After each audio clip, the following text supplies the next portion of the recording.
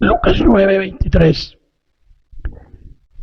Dice la palabra de Dios y decía a todos: si alguno quiere venir en pos de mí, niéguese a sí mismo, tome su cruz cada día y sígame.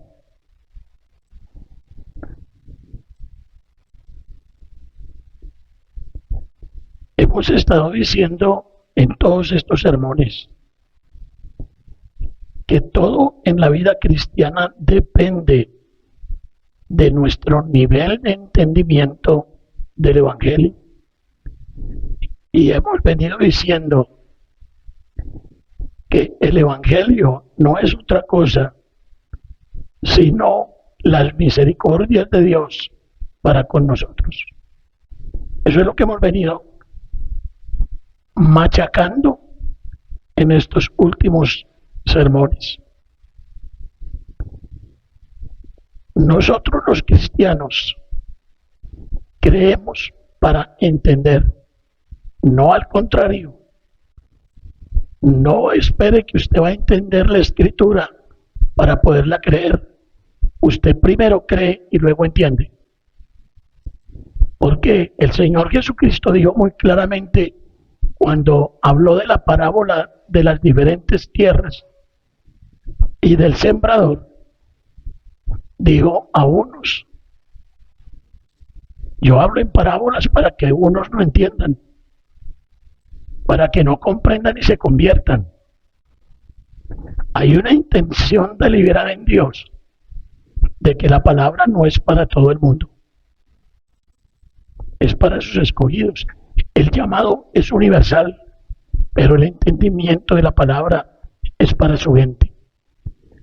Ustedes dirán: pastor, está siendo como muy atrevido al decir eso. Vamos a Hebreos. Abramos la Biblia en Hebreos, capítulo 11, que es el capítulo de la fe. Y vamos a leer el versículo 3. Vamos a leerlo todos. Ayúdenme, todos. Por la fe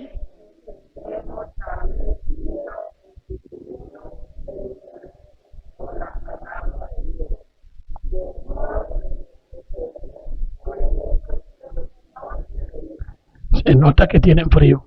Bueno, dice el versículo: por la fe, ¿qué cosa? Entendemos. Por la fe entendemos.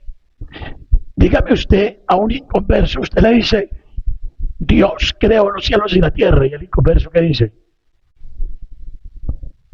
Así como no. O otro dice: un momentico, váyase a estudiar a Darwin.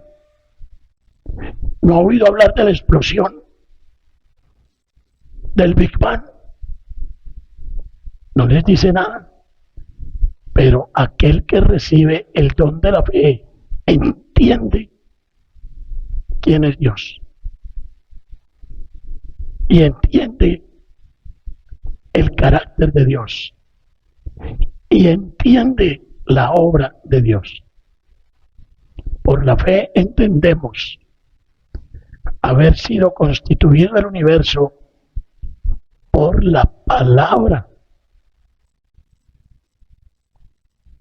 no por ninguna otra cosa.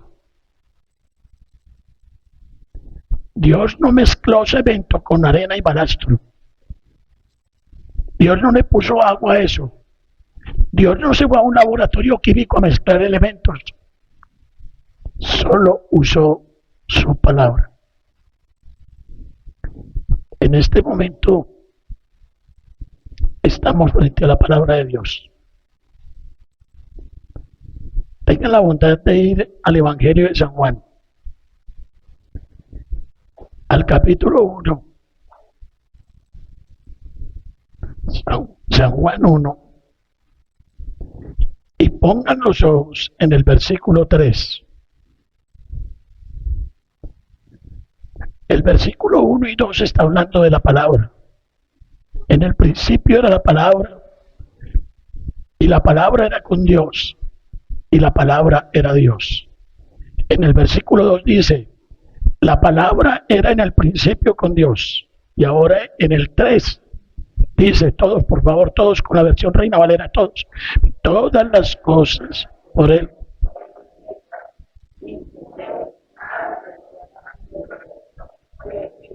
La palabra.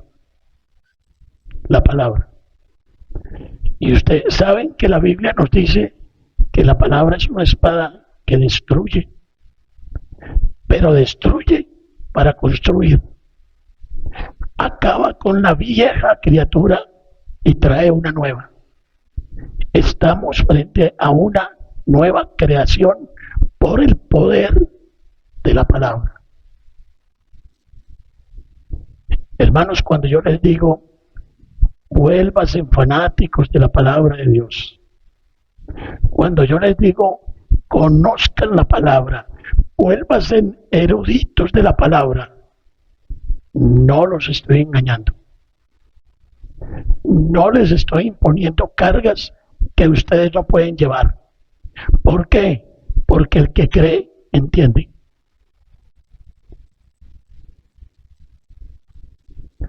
Algunas veces les he dicho aquí en el púlpito, no me vuelva a decir que usted no entiende la Biblia.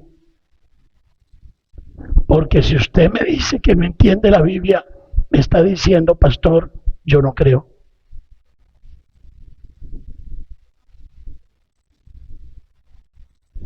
Y entonces, ¿para qué los predicadores y para qué los maestros? Para transmitirla, para pronunciarla. Pero el predicador y el maestro no se puede apartar de este libro. Nosotros en el Nuevo Testamento somos profetas. Participamos de la naturaleza profética de Cristo. Pero somos profetas por cuanto hablamos palabra de Dios en el nombre de Dios. Solo palabra.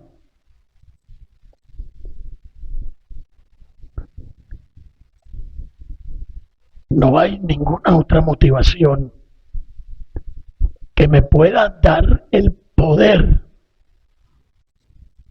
perdurable, sostenible, a través de toda mi vida, para mantenerme en la fe de Cristo, para mantenerme en una vida sólida, en una vida santa. Solo el conocimiento de Dios. Él lo dijo claramente. Esta es la vida eterna, que te conozcan a ti, el único Dios verdadero, y a Jesucristo, a quien has enviado.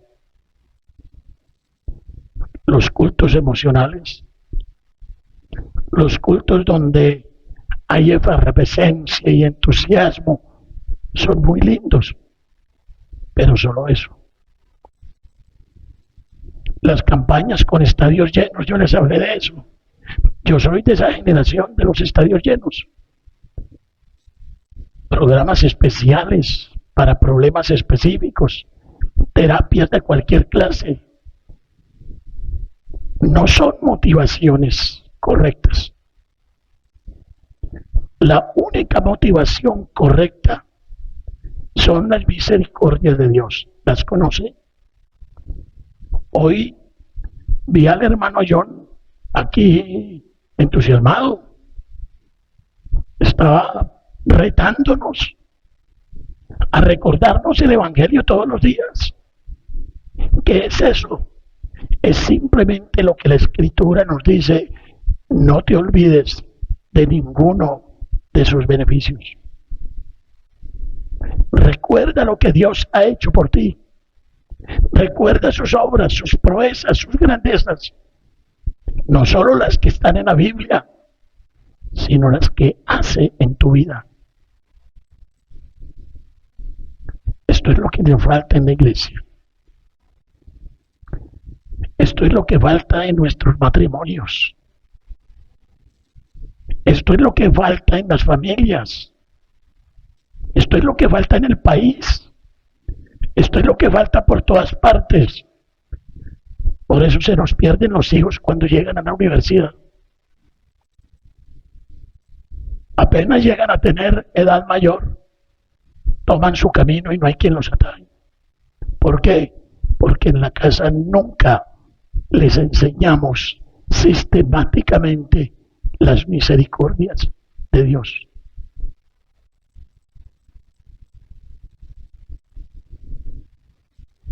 Por eso los maridos inconversos no quieren saber nada de la fe de las esposas. Por eso los cristianos no florecen. Yo quisiera, yo contemplo, yo veo esta iglesia convertida en 100 células de estudio bíblico en la casa de cada uno de ustedes. Que ustedes inviten a sus parientes, que ustedes inviten a sus amigos, sus vecinos, por 15 minutos y les compartan la Biblia. Eso sería una iglesia viva, diciéndole a la gente cuán misericordioso es Dios.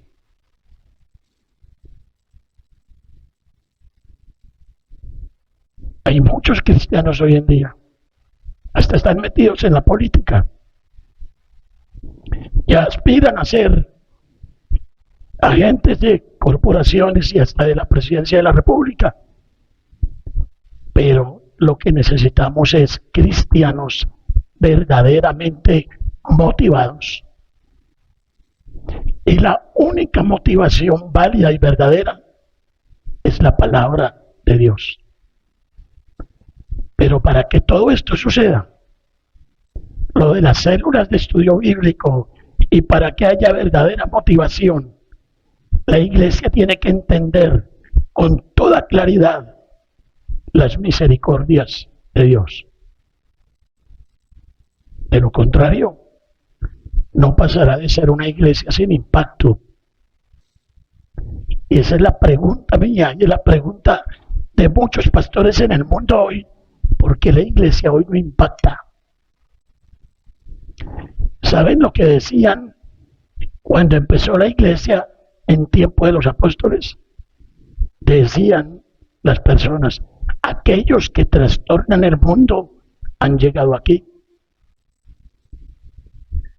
¿Qué trastornamos nosotros? ¿Qué dicen los de vanguardia? Están trastornados por el testimonio de una iglesia en ella. ¿Qué pasa con los cristianos colombianos? ¿A quién están trastornando? Si verdaderamente no logramos entender dónde debe estar nuestra verdadera motivación, pasaremos a la historia como una iglesia más. Sin motivación verdadera, no podemos tener una vida de estudio bíblico. Sin motivación verdadera, no tenemos la fuerza para dejar los vicios. Sin motivación verdadera, no tenemos la fuerza para orar. Sin motivación verdadera, los jóvenes no van a valorar la pureza, la virginidad hasta la hora del matrimonio. Sin la motivación verdadera, no vamos a dejar de violar el día del Señor. Sin motivación verdadera, no vamos a honrar a padre y madre, no les vamos a obedecer. Sin motivación verdadera, no vamos a abandonar la pornografía, la impureza, la lujuria. No podremos vivir con temor de Dios día tras día. No podremos ser patrones justos, no podremos ser trabajadores justos. No tendremos la fuerza para luchar contra el pecado. No vamos a encontrar la fuerza para criar a nuestros hijos. Tenga la bondad de ir al Salmo 27. Salmo 27.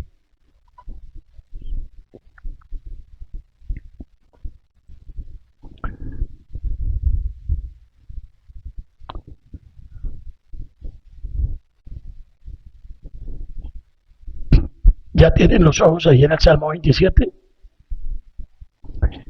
Bien, vamos a mirar cómo en toda la Biblia siempre encontramos las misericordias de Dios y los mandamientos. Misericordias de Dios y mandamientos. No pueden haber mandamientos sin conocer las misericordias de Dios. Versículo 1. En el versículo 1 dice muy claramente que Dios es mi luz. Y también dice que Dios es su salvación. Jehová es mi luz, mi salvación. Por lo tanto, ¿quién dijo miedo? Ahora la pregunta retórica aquí necesaria es, ¿usted tiene miedo? ¿Tiene temores? ¿Tiene angustias? Es normal que los tenga. Yo también. Pero vénzalos con el convencimiento de que Dios es su luz y su salvación. Por eso Juan en su primera carta nos dice, en el amor no hay temor, porque el amor echa fuera el temor. Es mi luz y mi salvación. ¿De quién temeré? Jehová es la fortaleza. El hermano Martín Lutero se inspiró con ese himno maravilloso que se llama Castillo Fuerte. ¿Por qué? Porque Dios es mi fortaleza. Es la fortaleza de mi vida. ¿Quién ha de atemorizarme? Vamos al versículo 3. Ustedes pueden leer todo el Salmo en su casa. El versículo 3. Aunque un ejército acampe contra mí, no temerá mi corazón. Aunque contra mí se levante guerra, yo estaré confiado. Pero primero tienes que entender y tienes que creer que Dios es tu luz, es tu salvación y es tu fortaleza. Yo siempre digo, nos encanta el versículo, todo lo puedo en Cristo que me fortalece. Pero vaya a su vida, a ver si eso es cierto. Vaya al diario vivir. Vaya cuando está ya batallando en su casa o en la oficina o en la universidad, a ver si eso es cierto. Si no es una verdad en su vida, si no es una experiencia en su vida, significa que no conoces las misericordias de Dios. No conoces que Él es tu luz. No conoces que Él es tu salvación. No conoces que Él es tu fortaleza. Yo estoy combatiendo la teoría cristiana con fuerza. Porque tenemos que llegar a ser una iglesia que vive la doctrina. No que la sabe, que la vive.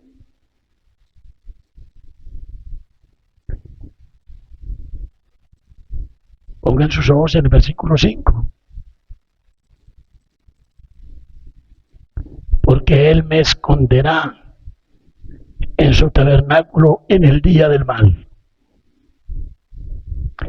Me ocultará otra bendición, otra misericordia en lo reservado de su morada. Ustedes se acuerdan que el Señor Jesucristo en su oración sacerdotal dijo, me voy a preparar un lugar para que donde yo estoy, vosotros también estéis. Esto es lo que está diciendo. Él te va a ocultar en sus moradas. Vas a tener protección por la eternidad. Se van a acabar tus miedos, tus temores. Empieza a vivir así, porque esto es la verdad. En Romanos 8,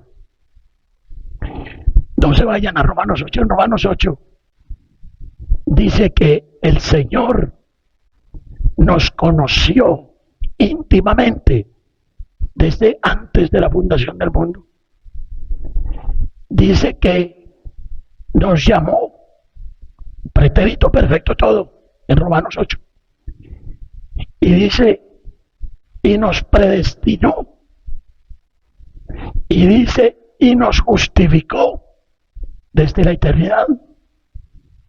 Y nos glorificó. Es un hecho. No hemos visto la última parte todavía, pero es un hecho. Está realizado. Me esconderá, me ocultará. Mire lo que dice ahí en el versículo 5. Sobre una roca me pondrá en alto. Versículo 6. Digo, después de todo eso, levantará mi cabeza sobre mis enemigos que me rodean. No sigamos, porque el Salmo 3, en el versículo 3 dice, Jehová es escudo alrededor de mí. Él es el que levanta mi cabeza. Él es mi gloria. ¿Por qué? En el versículo 4 del Salmo 3. ¿Por qué? Porque yo clamo y Jehová me responde desde su monte santo. La salvación viene de él. Hermanos, concluyendo aquí el Salmo en el versículo 6, dice, entonces yo, la última parte, entonces yo sacrificaré. Cuando yo haya entendido todo eso, entonces yo ofreceré sacrificios. ¿Y qué te dice Pablo en Romanos 12:1? Presenta tu cuerpo en sacrificio vivo, santo, agradable a Dios, que es vuestro culto racional. Si ustedes se ofrecen a Cristo en el altar de su vida, es porque entendieron todo lo que Dios es y hace por usted. Si usted no se presenta en sacrificio, significa que no ha entendido absolutamente nada.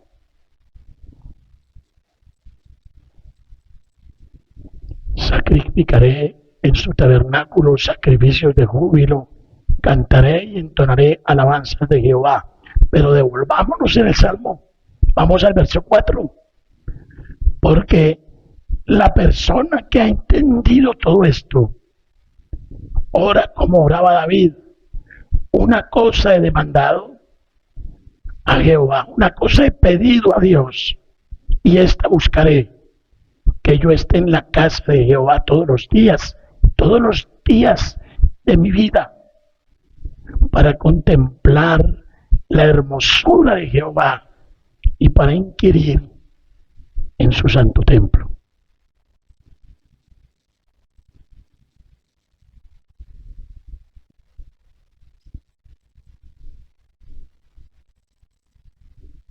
¿Por qué no conoces a Dios? Porque tú no lo buscas, porque tú no crees, porque tú no demandas estar en la presencia de Él todos los días, por la maldita tentación de no tengo tiempo, por la mentira más grande de Satanás, no tengo tiempo, estoy ocupado. Estoy en la universidad, pastor. En la universidad es cosa seria. Allá sí hay que meterla. No, mijito, aquí es donde está su esfuerzo. Lo demás viene por añadidura. Estoy ocupado. Hasta todos los días, presentaré mi cuerpo en sacrificio vivo. Queridos hermanos, somos disque reformados. Somos disque cristianos de la Reforma. ¿Sabe para un cristiano de la Reforma lo que está en primer lugar? La sola Escritura. Y una vez que crees la sola Escritura, llega a tu mente y a tu corazón la sola gracia. Y una vez que tienes la Escritura y la sola gracia, llega la sola fe. Y una vez que tienes la sola fe, llega el convencimiento de que tienes solo a Cristo y Él es suficiente. Y una vez que tienes la Escritura, la gracia, la fe, Cristo, glorificas al Padre y solo a Él. La doctrina de la Reforma es sólida, es absolutamente bíblica e involucra toda la revelación. Voy a morir en esta lucha. Voy a morir en Villavicencio tratando de separar las doctrinas de la gracia. Y le doy gracias a Dios que puso en mi mente y en mi corazón hacer eso.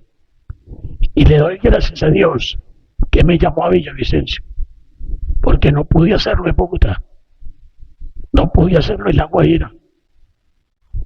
Me tenía llamado a Villavicencio. Y aquí estoy, casi por 40 años, luchando contra viento y marea, tratando de convencer a la gente, olvídense de todo y vayan a la Biblia, vayan a la palabra. ¿Cómo comienza el Salmo 27? Jehová es mi luz, mi salvación, mi fortaleza. ¿Qué pide el creyente? Que yo esté contigo todos los días,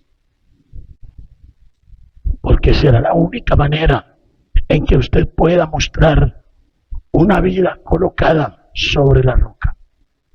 ¿Y sabe quién es la roca? Cristo. Pero somos flojos. Tenemos un cristianismo sumamente light.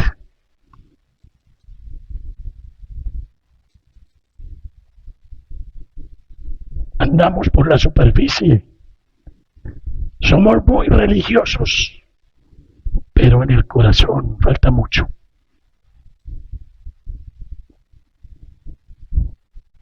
Usted puede hacer 50.000 cursos prematrimoniales o matrimoniales. Usted puede leer 100.000 libros. Usted puede tener el mejor consejero del mundo.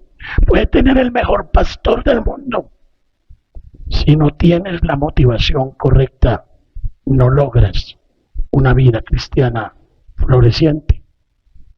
No lo logras, porque está decretado por Dios que solo florece el que medite en su ley de día y de noche.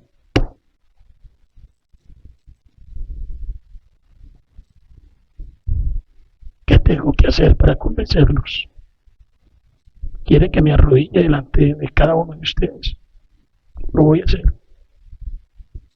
Si eso es lo que necesitan, lo hago.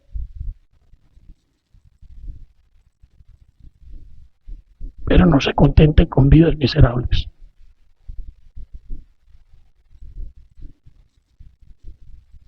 Desechen sus pensamientos. Asuman los pensamientos de Dios.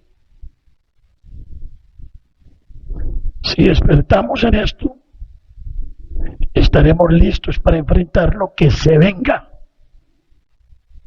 en el inmediato futuro. Hermanos, porque viene la tribulación. Yo no sé qué le pasó a César y a Rubén, que no empezaron ese curso con los varones. Pero yo tengo que entrar a la página del ministerio con mucha frecuencia porque entro a la dependencia de asuntos religiosos del ministerio. Hermanos, es aterrador que en el Departamento de Asuntos Religiosos del Ministerio de Justicia de Colombia, del Interior de Colombia, toda propaganda es para la gente, la Agenda 2030. No se están haciendo encuestas, no se están averiguando la vida y sobre todo están haciendo énfasis cuál es la labor social de su iglesia, qué hacen ustedes por el pueblo. ¿Saben por qué? Porque el paso siguiente es, bueno, pastor, como usted hace brigadas médicas, aquí tiene estos 100 millones de pesos para que haga sus brigadas médicas. Y yo creo que muchos pastores van a estirar la mano enseguida, van a recibir. Pero ¿cuál es el paso siguiente? El paso siguiente es, bueno, pastor, como lo estamos patrocinando, usted va a enseñar la Agenda 2030.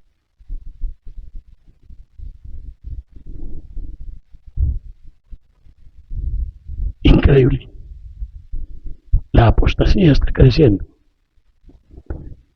Es posible que vamos a quedar muy pocos. Es posible que vamos a tener que ir a la cárcel. Es posible que vamos a tener que dar la vida. Es posible que vamos a tener que sufrir mucho. Pero si no tenemos la conciencia de las misericordias de Dios, no tendremos la fuerza para resistir. No es cuestión del gobierno colombiano, es cuestión del gobierno del mundo. La Agenda 2030 es la bandera del globalismo. Eso va a pasar en todas partes, donde quiera que usted vaya. El mundo se está romanizando. Nos están llevando hacia un sincretismo descarado. Cuando eso venga, estas verdades nos van a proteger y nos van a mantener fieles aún hasta la muerte. Hermanos, el cristianismo no se trata de conseguir más. El cristianismo se trata de darlo todo. Hay gente que dice, esa iglesia presbiteriana de vanguardia, mucha doctrina, mucha Biblia. A mí me interesa más la parte práctica. ¿Hasta cuándo vamos a entender que no habrá vida práctica sin doctrina profunda del Evangelio para que sostenga nuestra vida práctica? Porque está la doctrina por todas partes en la Biblia. ¿Qué hay en Romanos capítulo 1 al 11? Doctrina. ¿Qué hay en Efesios capítulos 1 al 5? Doctrina. ¿Qué hay en Gálatas capítulos 1 al 4? Doctrina. Y después vienen los mandamientos.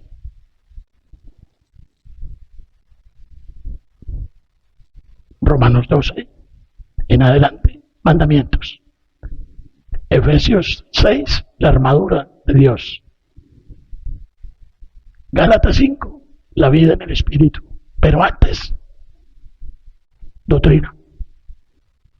Conozca a Dios. Primero tenemos que conocer la doctrina bíblica, amarla, ser celosos de ella. Luego, ella, la doctrina, alimenta nuestra vida práctica. Miren, la Biblia te enseña una cosa muy concreta. Vamos a Hebreos capítulo 12.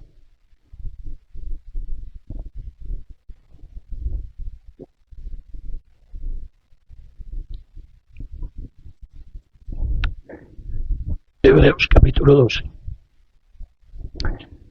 Ponga los ojos en el versículo 2. Dije, ponga los ojos y el 2 dice, puesto los ojos. Muy bien. Dice, puesto los ojos en Jesús, el autor, oigan bien, autor y consumador de la fe. el que la da y el que la desarrolla, el cual, por el gozo puesto delante de él, sufrió la cruz, menospreciando el oprobio, y se sentó a la diestra de Dios. Pero yo quiero llamar su atención sobre la primera parte del versículo. Puesto los ojos en Jesús, el autor y consumador de la fe. Vamos a ver un poquito quién es ese Jesús. Vamos.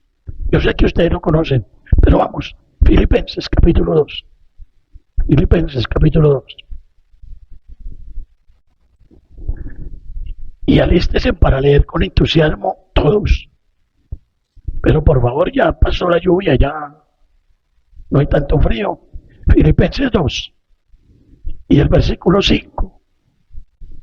Vamos a ir versículo por versículo hasta el 8. Por si de pronto hay algo que explicar. A ver, Filipenses 2:5, todos ya. Ah, ya.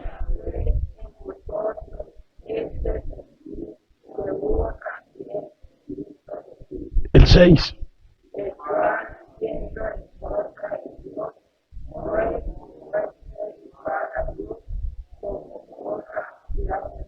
El 7.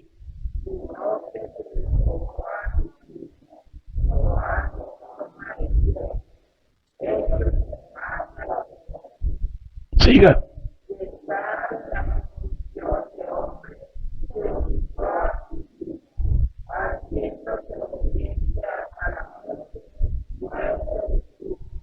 Entonces, puesto los ojos en Jesús. ¿En cuál Jesús? En ese que no se aferró a su deidad. No sacó pretextos. ¿Cuál Jesús? El que se despojó. ¿Cuál Jesús? El que tomó forma de siervo. ¿Cuál Jesús? El que tomó condición de hombre. ¿Cuál Jesús? El que se humilló. ¿Y cuál Jesús? El que obedeció hasta la muerte y muerte de cruz.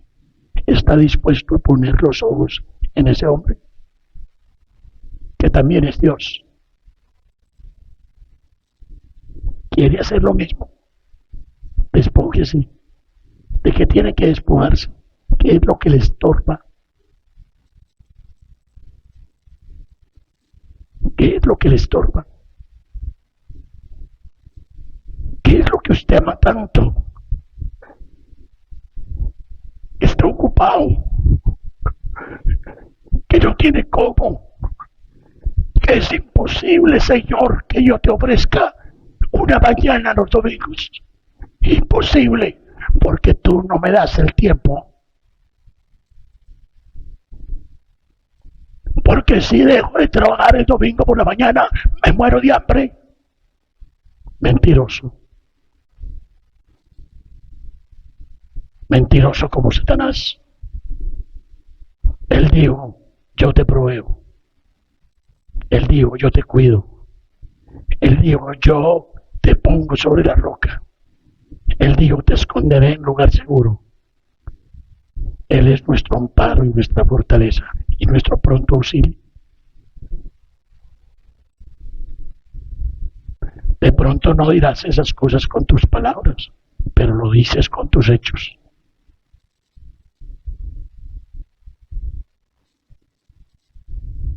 Poniendo los ojos en Cristo. Miren lo que es Cristo.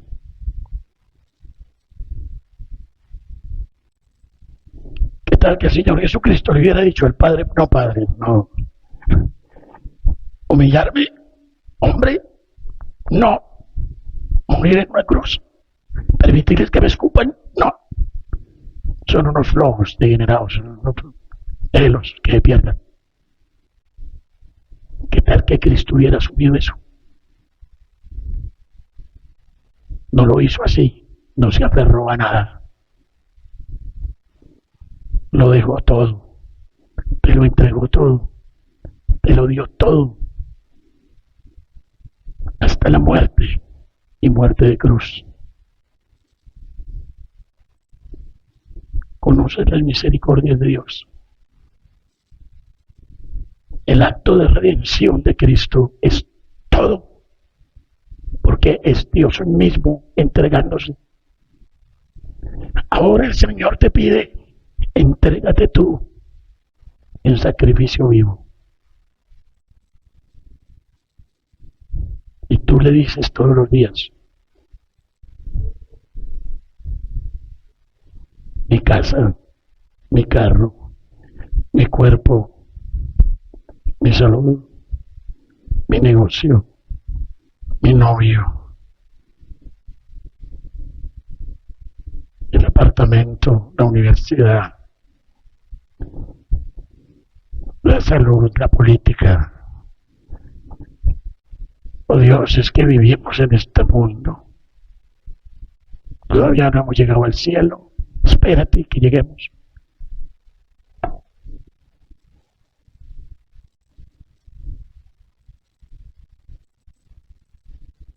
Buscad primeramente el reino de Dios. El versículo preferido de Rubén. Buscad primeramente el reino de Dios y su justicia. Y las demás cosas te serán añadidas. Te serán añadidas. Te serán añadidas. ¿Lo crees o no lo crees? ¿Es Dios el que lo dice? Amén. Amén. Amén. De pronto, en esos momentos envidio a los carismáticos.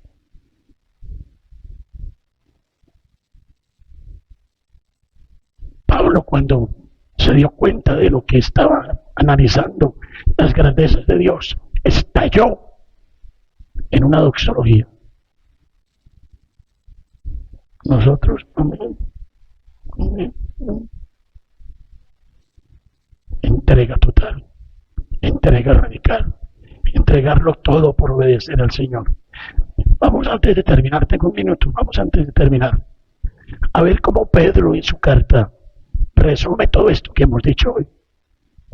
Primera carta de Pedro, capítulo 4. Vamos a leer del versículo 1 hasta el 3, todos vamos a leer, ¿sí? Del 1 al 3. Primera de Pedro, capítulo 4. Capítulo 4. Pero antes de leer, déjenme decirles una cosita. Mire, el versículo 1 empieza diciendo, puesto que Cristo ha padecido por nosotros en la carne. ¿Eso qué significa? La cruz. ¿Eso qué significa? Romanos 1 al 11. Misericordias de Dios. Ahora sí leamos todos, leamos todos. Vamos, puesto que Cristo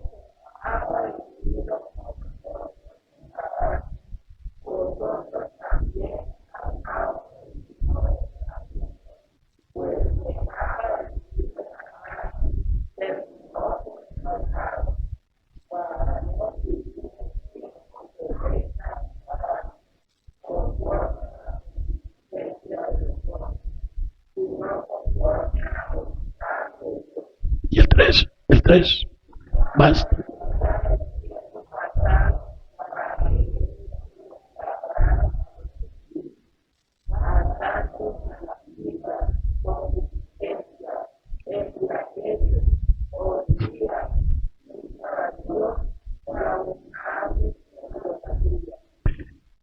Volvámonos al versículo 1. Les voy a leer el mismo versículo en la versión Nueva Biblia de las Américas, que me encantó. La versión oficial de la iglesia es Reina Valera, para tener unidad. Pero usted en su casa puede tener 2 o 3 versiones para sus estudios. No hay nada de malo en eso. Con tal de que no compre la Biblia de los falsos testigos de Jehová. Todas las demás Biblias, incluyendo las católicas, tienen traducciones correctas. Bien, dice así, dice, perdón, estoy equivocado, no es eso, sino Romanos 12:2 en la versión.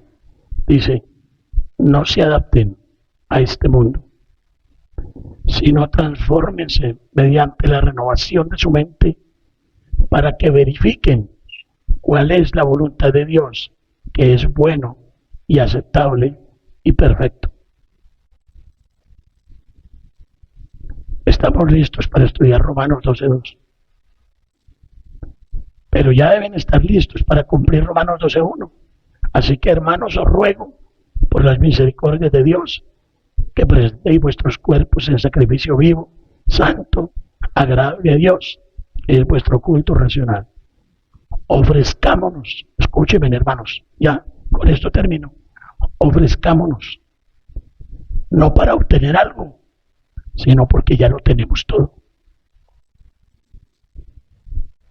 Hermanos, no se trata de conseguir más, se trata de darlo todo.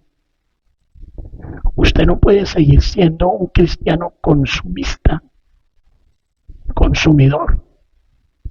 Usted tiene que ser un cristiano proactivo, que provee, que da, que edifica, que construye. Que Dios nos ayude. Continuaremos el próximo domingo si Dios nos da la vida, la voz, y si Él nos regresa esta semana. Padre Celestial, muchísimas gracias por tu palabra. Gracias por trabajar en nuestras vidas. Gracias por limpiarnos cada día más y más de nuestra maldad. Aumenta nuestra fe. Destruye los ídolos en nuestro corazón.